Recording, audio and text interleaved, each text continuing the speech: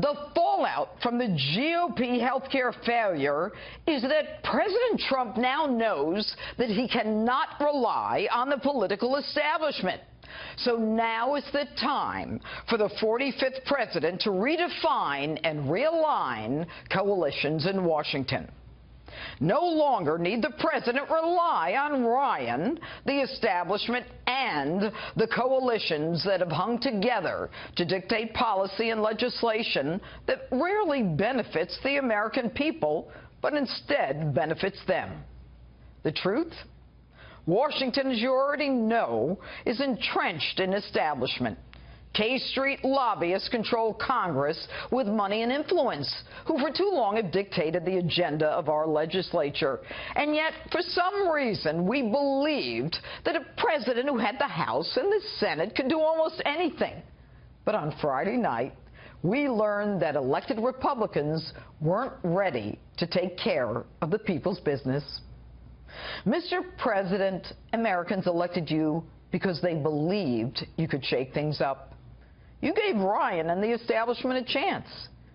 It's now time to create your own rules, your own coalitions. Forget about party lines, freedom caucuses, interest groups. Instead, rely on your instincts and your gut, which have always served you well. The ones that took you from the boardroom to that golden escalator that brought you to the White House. The people who elected you because you spoke from the heart. You spoke to them, and you spoke like them. They liked your unconventional style. They liked that you weren't like the politicians. All they want is jobs, food on their tables, and the ability to live safe and decent lives. They're not interested in the games that the people in Washington play, and they could care less about labels. Tomorrow is a new day, and there's much to be optimistic about. Neil Gorsuch, one of the most talented, respected, temperamentally suited justices nominated for the United States Supreme Court.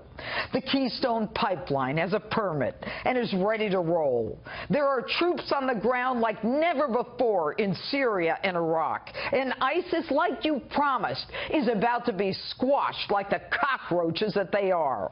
Your executive orders are exactly what you promised. Jobs are being brought back to America, and the wall is starting to be a reality. Tax cuts and infrastructure are up next.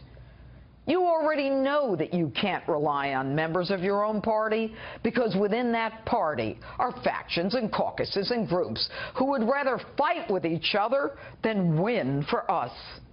And I know you still believe in your speaker, but I'm thinking he either doesn't know how to count or he doesn't have a clue. We learned a lot about loyalty. We learned a lot about the vote-getting process. We learned a lot about some very arcane rules in, obviously, both the Senate and in the House. So it's been, certainly for me, it's been a very interesting experience. But now every group, every collective, every caucus is emboldened by their strength of 5 or 10 or 15. And the more they are emboldened, the more the party is weakened. So it's time for the man who campaigned under this banner to work his plan.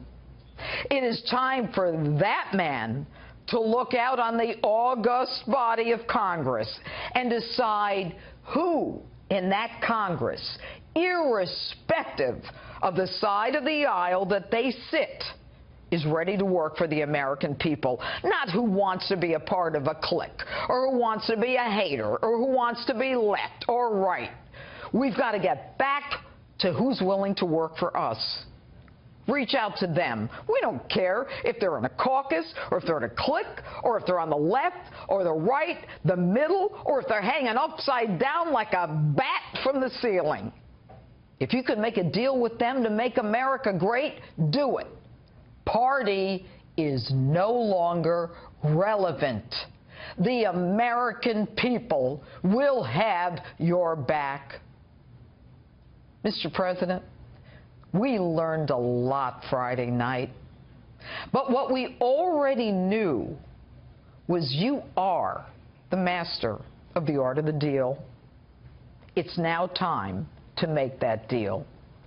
This is your time in history, your time to create a new paradigm outside all the boundaries of politics as we now know it. You, as the outsider we elected, are just the man to do it. And that's my open. Tell me what you think on my Facebook page or Twitter, #Judge Jeanine.